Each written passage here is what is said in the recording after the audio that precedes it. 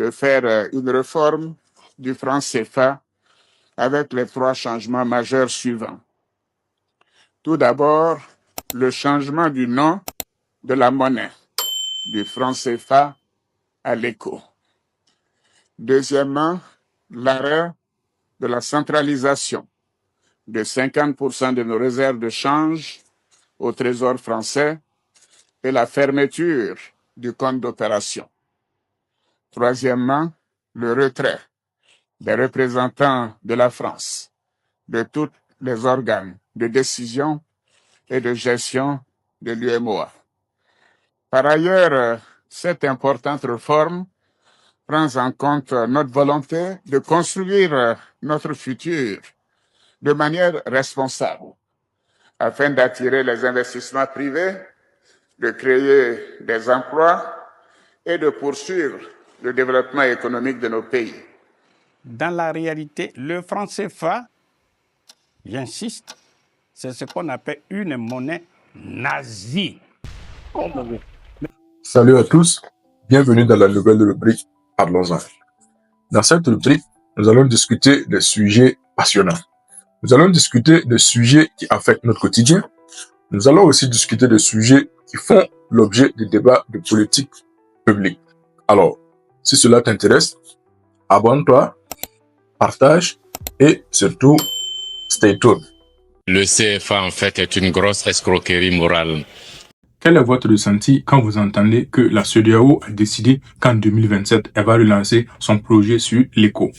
Alors, est-ce que vous vous dites, cette fois-ci, c'est peut-être la bonne? Ou est-ce que vous vous dites, c'est peut-être une farce comme en 2019? Mais la question que je voudrais vous poser, c'est de savoir, est-ce tout simplement un hasard que ce soit le président sénégalais, le président Bassirou Diomaye Diakhar Faye, qui fait cette annonce, ou est-ce le fruit d'un calcul de géopolitique? Si on accepte que le président Ousmane Sonko a toujours ouvertement critiqué le franc CFA et le président Bassirou Diomaye Faye est, disons peut-être pour, est-ce tout simplement un hasard ou est-ce le fruit d'un calcul de géopolitique? Aussi, pourquoi doit-on quitter le franc CFA? Si on se rappelle bien, beaucoup de présidents ont défendu que le franc CFA était une monnaie stable. Je ne veux pas manquer de modestie, mais j'ai été directeur des études de la Banque centrale, j'ai été vice-gouverneur, j'ai été gouverneur de la Banque centrale, donc je peux vous dire, je sais de quoi je parle. Le franc CFA, c'est notre monnaie. C'est la monnaie des pays membres et nous l'avons acceptée et nous l'avons développée, nous l'avons modifiée. Et j'étais là quand la réforme a eu lieu dans les années 73-74. Alors donc tout ce débat est un non-sens. Maintenant, c'est notre monnaie. J'ai quand même eu à superviser la gestion monétaire et financière de plus de 120 pays dans le monde quand j'étais au Fonds monétaire international. Mais je suis bien placé pour dire que si cette monnaie nous pose problème, mais écoutez, avec les autres chefs d'État, nous prendrons les décisions. Mais cette monnaie est solide. Alors, pourquoi changer une monnaie stable? D'aucuns disent que c'est tout simplement le nom qu'on veut changer. Si oui, pourquoi changer le nom? Le président Alassane Ouattara, qui est le président en exercice de l'UEMOA, la conférence des chefs d'État, et qui préside nos travaux, a dit ce qu'il fallait dire sur la stabilité de la zone monétaire, sur la solidité du modèle macroéconomique de toute l'Union, sur la solidarité et sur la discipline. Et là-dessus, je pense que si on ne veut pas faire de politique politicienne, tout le monde reconnaît que le franc CFA, aujourd'hui, peut-être c'est le nom qui gêne, est la monnaie la plus stable en Afrique de l'Ouest, c'est clair. Et elle a cours presque dans tous les pays. Dans tous les pays. Or, les autres monnaies n'ont pas cours dans la zone monétaire. C'est déjà la preuve que c'est quand même une monnaie solide. On peut en dire ce qu'on veut. On peut changer le nom si on veut. Mais c'est ce qu'on va faire? C'est dans les perspectives. Oui. C'est dans les perspectives. Parce que la perspective, c'est de dire on va aller vers une monnaie commune, mais une monnaie commune, il faut y aller avec tous les ingrédients. On ne se réveille pas, on dit on va vers là, on fait le saut. Il faut que tous les préalables soient réunis pour éviter à nos populations de connaître des changements qui peuvent déstabiliser nos pays. Parce que nous sommes habitués à des taux fixes. Nous sommes habitués à une inflation basse. Si du jour au lendemain, on veut rentrer dans une spéculation, mais vous aurez les paysans, vous aurez les jeunes, vous aurez les travailleurs dans la rue. On va détruire le peu qu'on avait commencé à construire. Donc, il faut y aller par étapes de façon responsable. Il est clair que nous sommes des chefs d'État engagés pour les intérêts de nos États, mais nous devons regarder bien à quel rythme nous devons aller vers ces réformes. Est-ce que ça dérange? Si oui, qui est-ce que ça dérange? Et si ça dérange, pourquoi n'allons-nous pas au fond pour changer ce qui est fondamental? Parce que si ça dérange et qu'on va juste changer le nom, c'est qu'après, il faut encore changer. Est-ce que cela est bénéfique pour les Africains? Ouest africaine avait été reportée à janvier 2015. Malheureusement, le manque d'entrain, le manque d'engagement, le manque de rigueur de bon nombre de nos dirigeants africains avait fait que en 2014, ce projet de monnaie unique avait été laissé à l'abandon définitivement, alors qu'il était prévu pour janvier 2015 que cette monnaie soit mise en application. Il a fallu attendre que la jeunesse africaine, sous notre impulsion, l'ONG Urgence panafricaniste, en grande partie aujourd'hui, tout le monde le sait, qui a initié et structuré le front anti-CFA, front anti-colonialisme français en Afrique. Il a fallu que cette jeunesse africaine se mobilise partout sur le continent, mais aussi dans les Caraïbes, à qui nous rendons hommage, et aussi dans la diaspora, en France et à d'autres endroits, pour que les chefs d'État africains se sentent obligés de réagir face à cette polémique qui est devenue une polémique populaire. Alors qu'auparavant, c'était simplement une problématique incarcérée aux mains des élites et des économistes qui, méprisant trop le peuple, ne daignaient même pas parler au peuple ou expliquer à ce dernier quels étaient les mécanismes qui sous-tendaient justement la question du franc CFA. À force de dénonciation, à force de sacrifices, à force de risques, rappelons que certains d'entre nous ont été mis en prison. J'ai été incarcéré à Dakar. Certains d'entre nous ont été expulsés de plusieurs pays. Certains d'entre nous ont été arrêtés systématiquement par la DST pour que cette problématique du franc CFA fasse partie du passé de nos populations qui sont plus que jamais paupérisées par ce néocolonialisme monétaire. Entendant la pression populaire, les chefs d'État ont ressorti ce projet de la monnaie unique qui datait des années 1960, d'accord, en partant du principe qu'il était temps de mettre en application ce projet des pères fondateurs. Mais il y avait deux tendances dans cette Afrique de l'Ouest, dans cette CEDEAO. Les pays qui ont déjà leur devise nationale et les pays qui font partie de l'UEMOA, autrement dit les pays de la zone franc, qui sont dirigés par le président de la Côte d'Ivoire, Alassane Dramane Ouattara, et soutenus par l'un de ses plus fidèles amis idéologiques, co-employé de la France-Afrique, Macky Sall. Il a été convenu lors d'un sommet de la CEDEAO des présidents africains que la nouvelle monnaie unique, l'ECO, s'appuierait sur un taux de change flexible. D'accord? On serait dans une démarche en tout cas de taux de change flexible et serait lié à un panier à devises. Mais il y avait aussi comme conditionnalité à la mise en place de l'ECO qu'il fallait être dans une démarche de pouvoir respecter les critères de convergence. Et ces critères de convergence étant un déficit à 3% du PIB. Et c'est là où la France-Afrique a été extrêmement stratège. Parce qu'elle savait que les pays de l'UEMOA étaient ceux qui se rapprochaient le plus de ces critères de taux de convergence. 3% il doit y avoir, et la plupart des pays de l'UEMOA sont à 4 ou 5%, mais sont beaucoup plus proches de ce taux de convergence qui a été fixé que la plupart des pays en Afrique de l'Ouest ayant leur devise nationale. Et la France-Afrique a donc parié sur le fait que, étant donné que les pays de la zone franc étaient les plus proches de ce taux de convergence, ce seraient les premiers qui rentreraient dans la mise en application de l'ECO.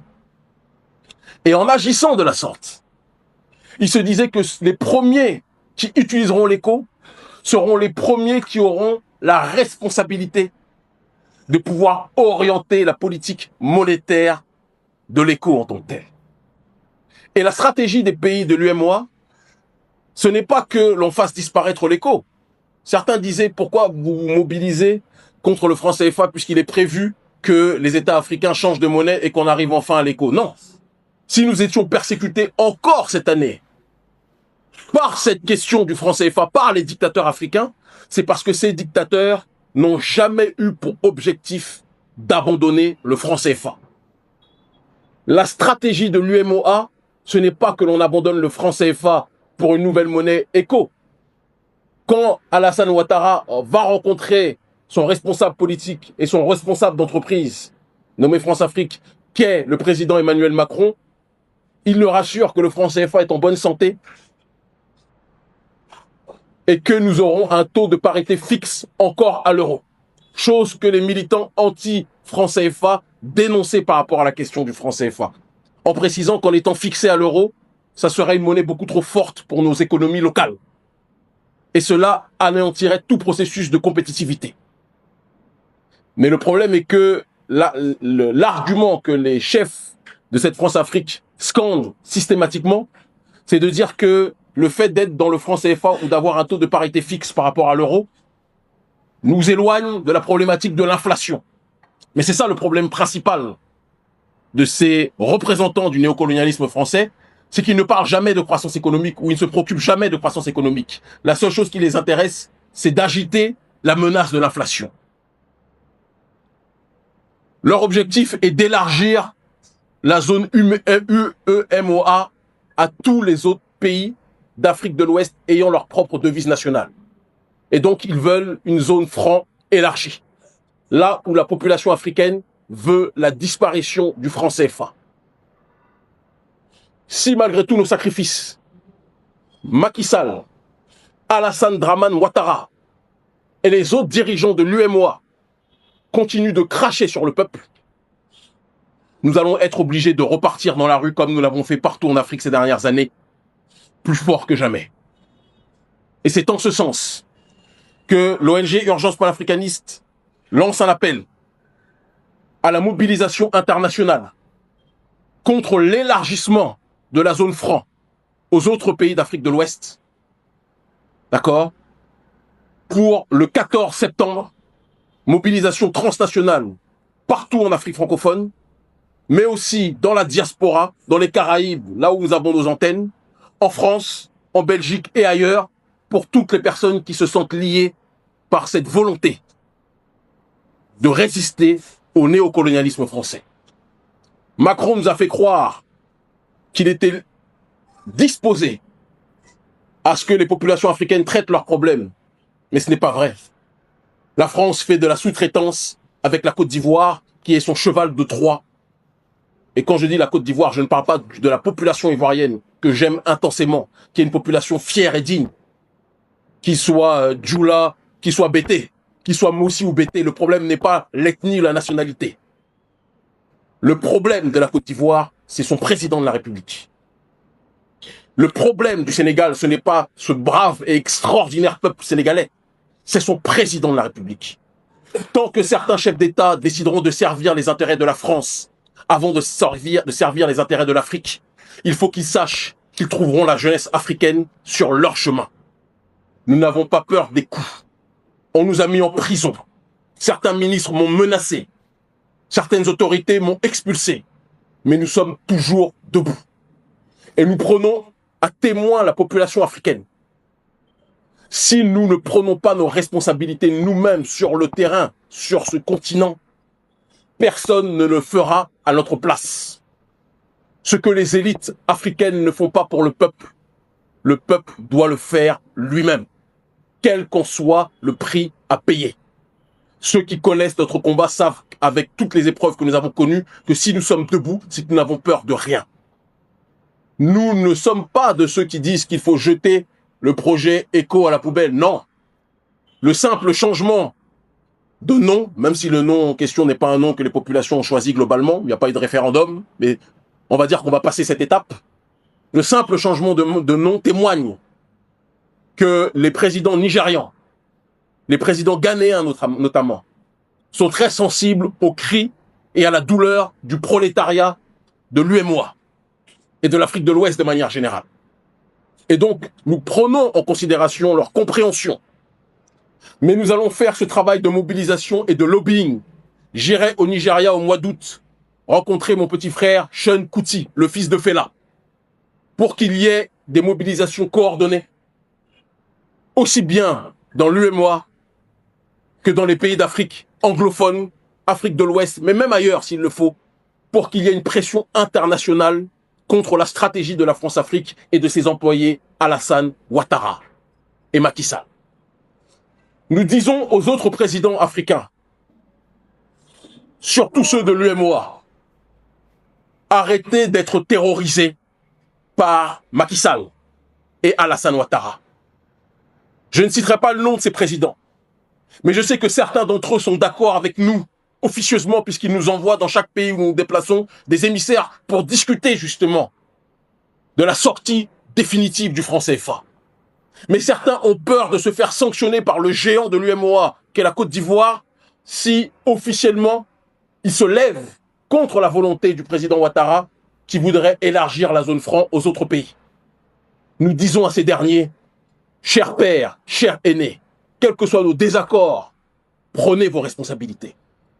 Si vous ne les prenez pas, on va vous pousser à les prendre. Non à l'élargissement de la zone franc aux autres pays d'Afrique de l'Ouest. Disparition effective du franc CFA, nous voulons. Quand Alassane Ouattara sort du palais de l'Élysée et déclare que l'ECO aura la parité fixe, alors qu'il avait été prévu quelques semaines avant, parité fixe avec l'euro, alors qu'il avait été dit quelques semaines avant, à Abuja, au sommet des chefs d'État, que ce serait un taux de change flexible.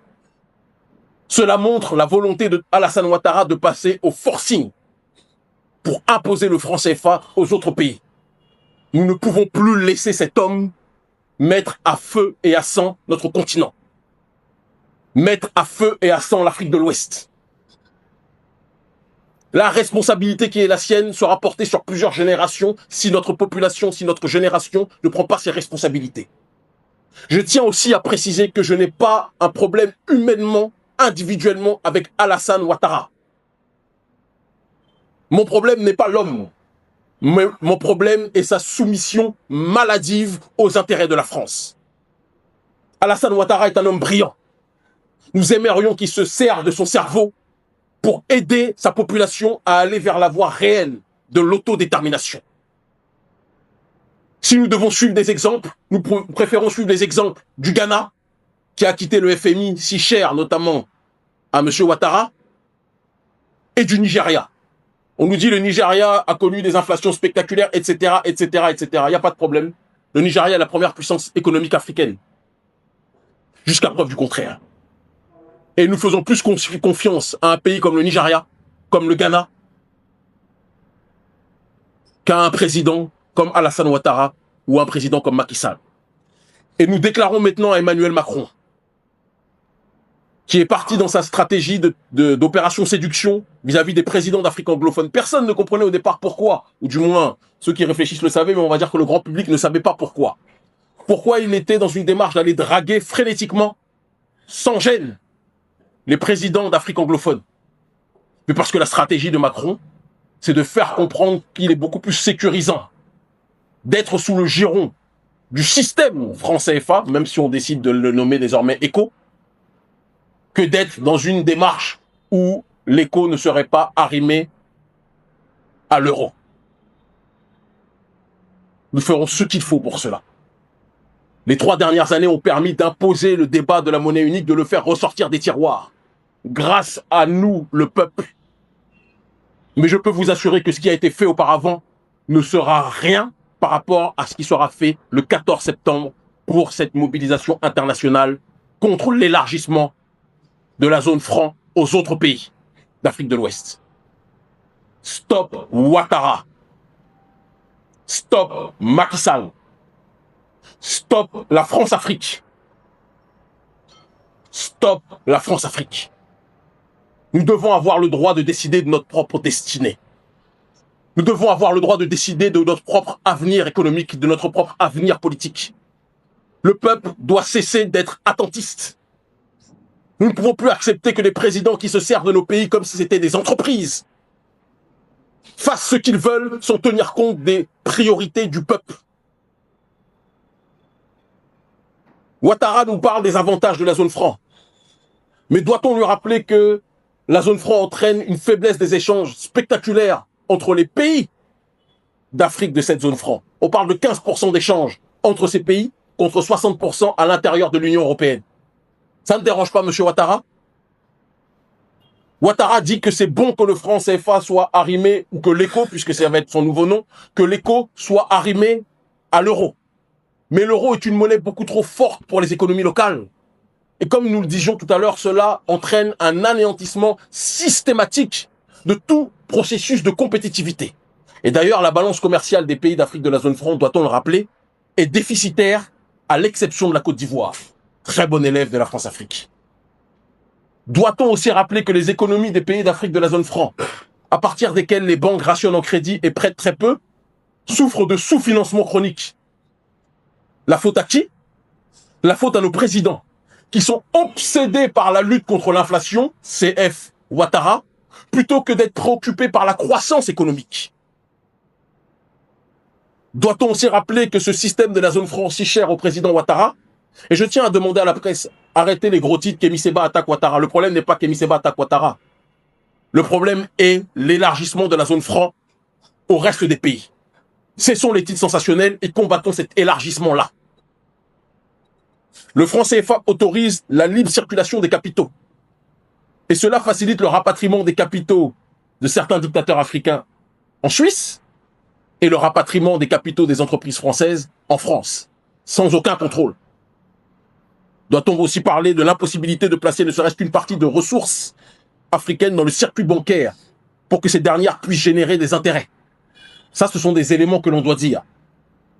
Donc, quand on nous dit que l'éco est une nouvelle monnaie, mais que le trésor français est toujours là, que l'arrimage à l'euro est toujours là, je tiens à dire que c'est une déclaration de guerre pour la jeunesse africaine, et nous allons prendre, et quand je dis jeunesse, jeune ou moins jeune, homme ou femme, et je le dis avec froideur, nous allons prendre nos responsabilités. Et les chefs d'État qui seraient tentés de nous faire des menaces comme ça a été fait récemment, nous vous adjoignons, si vous n'avez pas le courage de faire ce qu'on fait, à nous laisser nous mobiliser contre l'impérialisme français. Et si vous choisissez l'impérialisme français plutôt que la jeunesse africaine saura s'en souvenir. Les présidents en Afrique ne sont pas éternels, même si certains records nous font croire que c'est le cas. C'est F. Paul Biya, qui a duré au pouvoir 37 ans, c'est mon âge aujourd'hui. Donc quand je prenais le biberon, il était au pouvoir, et quand je donne le biberon à mes enfants, il est encore au pouvoir. Mais chaque plaisanterie a un début et une fin. Et le moment venu, nous nous préoccuperons aussi de cette problématique en Afrique centrale. Pour l'instant, l'urgence est que l'éco soit une monnaie au taux de change flexible, non arrimée à l'euro, et dont la direction soit laissée majoritairement au Nigeria et au Ghana. L'Afrique libre ou la mort, nous vaincrons. Ce que les élites ne font pas pour le peuple le fera lui-même. Il reste maintenant à faire en sorte qu'à défaut de convaincre les chefs d'État des pays de la zone franc à s'engager dans une sortie de ce système, à être pédagogique, à parler aux populations, à parler aux commerçants, à parler aux opérateurs économiques, à parler aux agents économiques de ces pays pour que cette opinion se soulève. Mais il s'agit aussi de parler à l'opinion européenne, à l'opinion française, que les populations françaises comprennent bien que les dirigeants français de l'après-Seconde Guerre mondiale ont mis en place un système monétaire dans les pays africains du franc CFA pour exploiter, pour pomper, pour voler le travail de ces populations, et qu'avec ce système-là, ces pays africains de la zone franc ne pourront jamais se développer. De façon bilatérale, la France et la Côte d'Ivoire ont décidé de mettre ce plan en exécution. Mais je me rappelle que monsieur Alassane Ouattara, chef d'État ivoirien, a eu à se rendre au Nigeria à se rendre au Nigeria expressément et est rentré, en tout cas, sous les regards des caméras. Voilà, parce que M. Macron était en déplacement à Abidjan. On a vu M. Ouattara se rendre à Lagos, au Nigeria, et revenir, et par la suite faire une conférence de presse bilatérale et annoncer le projet de l'ECO. Qu'est-ce que cela signifie pour vous? Non, alors, vraiment, il y a 2 séquences, il faut faire gaffe à ça. Il y a même 3. La première séquence, c'est quand les Africains eux-mêmes se réunissent dans le cadre du plan de Lagos dans les années 80 et qu'ils amorcent une réflexion pour une monnaie unique, CDAO. Oui. Et quelques années plus tard, à partir de 1987, de mémoire, ils vont commencer à donner une dénomination à cette monnaie unique qu'ils vont appeler ECO. D'accord. Mais la réunion du président de la Côte d'Ivoire et du président de la France visait surtout à lancer une contre-offensive de la dénonciation du franc CFA. Ah, ok. Donc, c'est contextuel. Les motivations de ce projet d'éco qui est sorti dans leur bouche là ne sont pas conformes aux préoccupations qui doivent valider la création d'une monnaie. Ça, c'est leur stratégie entre eux. Ça, c'est amusement. Donc, comme les gens dénoncent le CFA, on va leur proposer quelque chose. C'est un CFA, mais ça a changé de nom. Mais ça, c'est jouer avec. Enfin bon, c'est du jeu. C'était spontané, en fait. C'est-à-dire que pour répondre. Non, c'est tactique. Ça ne vient pas d'une véritable volonté d'instituer une monnaie unique parce que ça ne prend pas en charge les préoccupations qui fondent la création d'une monnaie unique. C'est tactique. C'est pour réagir contre l'opinion publique africaine qui commençait vraiment à dénoncer le CFA. C'est pour réagir contre ça qu'ils ont balancé l'affaire de ECO. Comme l'affaire de ECO n'a pas fonctionné, on est dans la 3e séquence où ils reviennent avec une nouvelle affaire ECO en essayant d'intégrer davantage les préoccupations de la CEDEAO, c'est-à-dire de l'ECO initial. C'est ça les embrouilles là. D'accord. Comme on le dit à Abidjan, en fait, d'accord, en Ouchi, en fait, ils voulaient Bembea. C'est-à-dire qu'ils voulaient Bembea. Voilà. Parce que je vois Exactement. Parce que je vois dans le fond, le producteur de l'émission qui me fait signe, il me dit Bembea. Donc, ok, Jaïf, il voulait Bembea. Alors, Amichel, pour une question. Okay. Rapidement, moi, la question que j'aimerais poser, c'est qu'il y a un raccourci qui est pris. Voilà. Parce que l'annonce qui a eu lieu avec le président Macron et le président Ouattara est différente de ce qui s'est passé en Sierra Leone. Parce qu'en Sierra Leone, c'est l'ensemble des pays qui se sont rencontrés. On revient d'abord à l'écho initial. Donc, voilà. On peut nous faire comprendre aujourd'hui que c'est pour bluffer. Non, c'est pas pour bluffer. Parce que si des pays se sont réunis, il y a eu des experts qui ont analysé la situation. Il y a des critères qui sont mis en place. Et même ils ont dit que non, ils vont commencer avec d'autres pays qui remplissent ces critères-là et d'autres les rejoindront après. Donc on peut pas me dire, on peut nous faire comprendre aujourd'hui que non, c'est du bluff ou bien c'est pour nous distraire. Il faut regarder la caméra dans le et regarder, ouais. Donc voilà, c'est ma... Non, comprenons-nous bien, cher frère.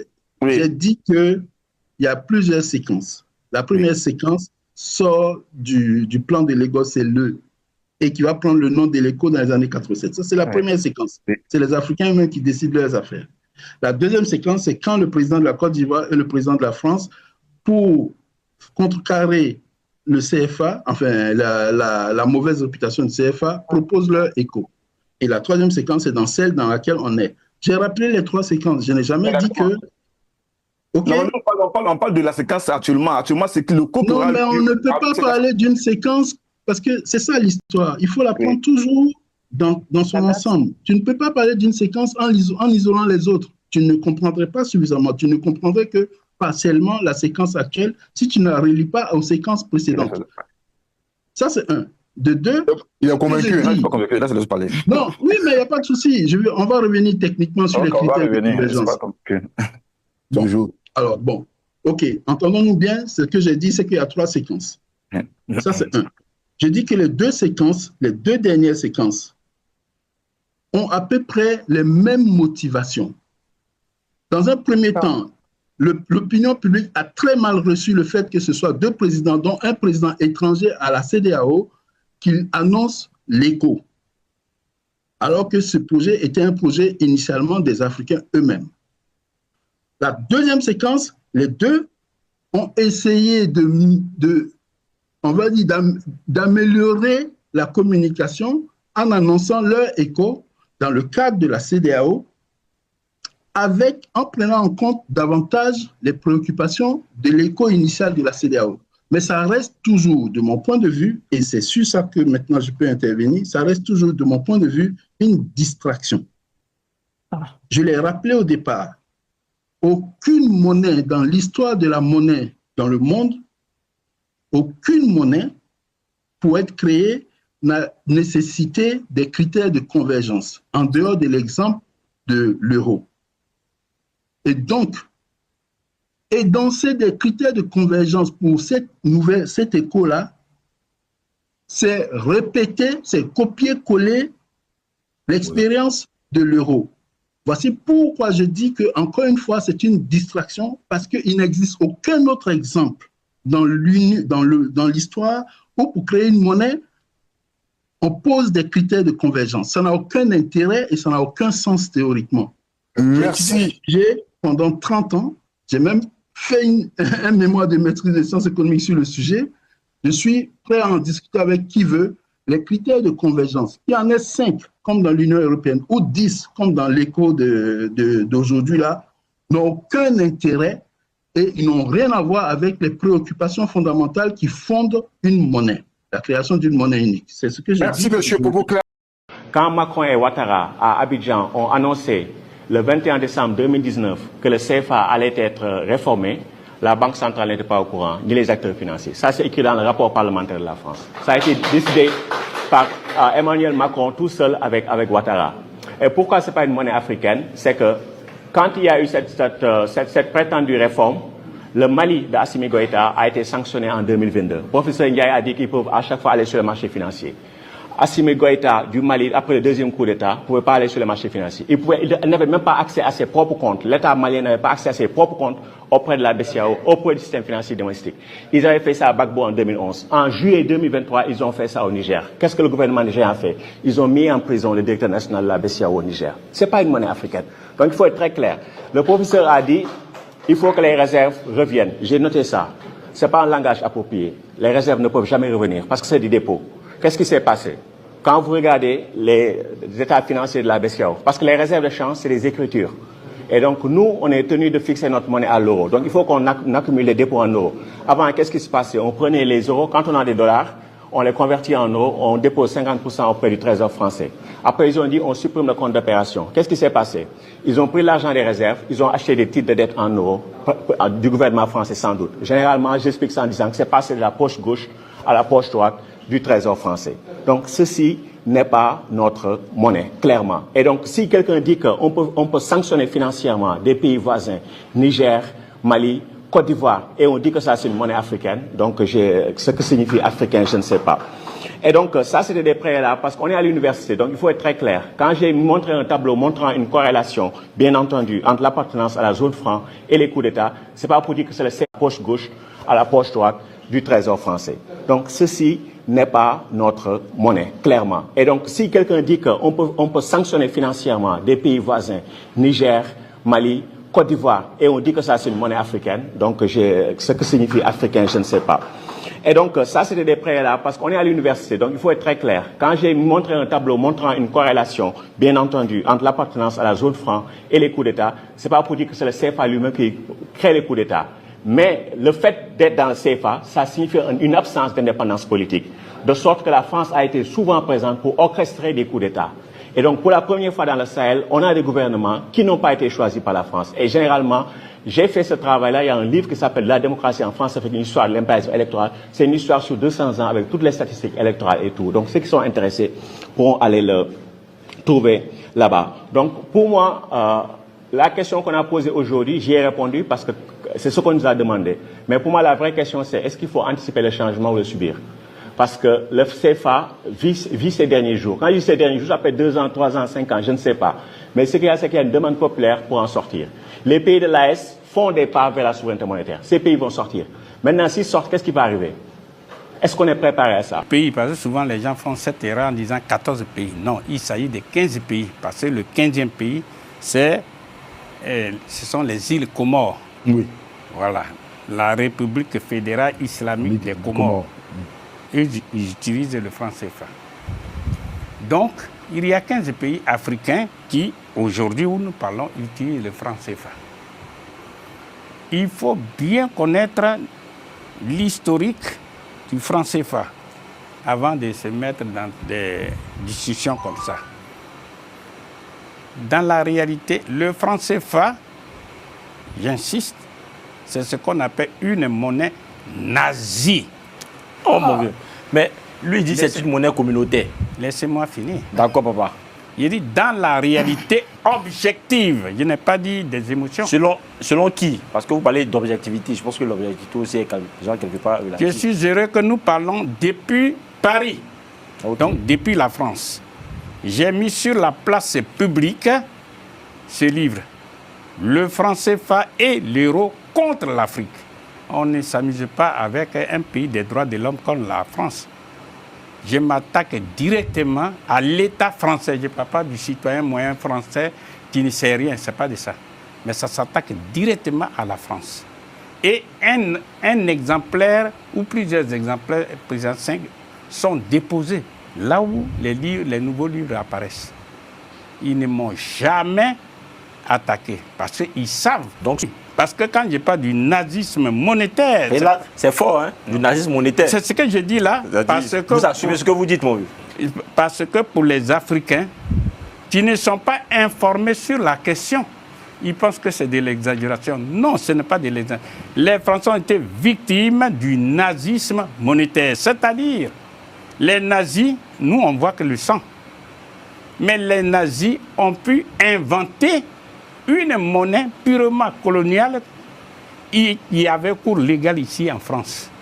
Et ils ne faisaient que produire des faux papiers qui avaient une valeur de monnaie ici. Comme en Guinée. Et ils ramassaient les biens produits par les Français.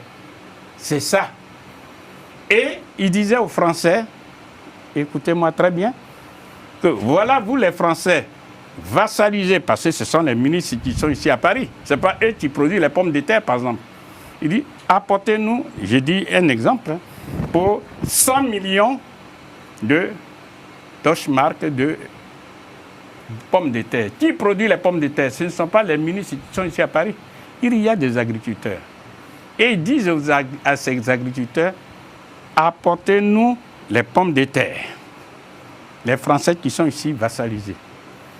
Et ils payent cash les pommes de terre. Et les Français officiels prennent ces pommes de terre, ils les envoient en Allemagne. Et que dit Hitler de l'Allemagne? Il dit que bon, voilà, nous reconnaissons, vous devoir 100 millions de Deutschmark. Mais vous ne pouvez les utiliser qu'à 2 conditions. Première condition, 1, il faut que vous-même, les Africains, non, les Français, vous importiez, vous achetiez chez nous, en Allemagne, des biens dont vous avez besoin. Ça, c'est la première condition.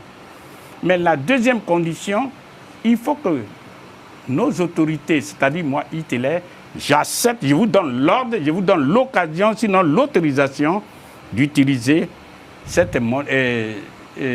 crédit que nous avons sur vous. Jamais, jamais Hitler n'a donné cette autorisation. Cependant, les Français exportaient toujours, parce qu'ils étaient sous la pression de l'autorité de l'Allemagne. Et je cite le ministre des Finances de la France, tout est dans ce livre. Des 100 millions, ils sont passés à 7 milliards par mois, etc. Bref, quand l'Allemagne, autrement dit, quand la France a été libérée de l'Allemagne nazie, grâce au concours des Africains, eh bien, le général de Gaulle a tiré une leçon. Et il a dit, bon, désormais, on met ce même nazisme monétaire sur les Africains qui nous ont aidés. Il parle là en tant que patriote. Mais pour nous, c'est le plus grand colonisateur. Et c'est ce qui s'est passé. Et du coup, et c'est ce qu'on appelle hier le clearing, quand c'était avec l'Allemagne, et aujourd'hui qu'on appelle les comptes d'opération. Maintenant, de 1900, et il faut bien écouter, de 1945, où le franc CFA a été inventé par le général de Gaulle, de 1945 jusqu'à 1973, 100%, l'intégralité de ce que les Africains gagnent en vendant à l'extérieur, eh bien, ils donnent tout ça à la France. Alors, qu'est-ce que vous en pensez?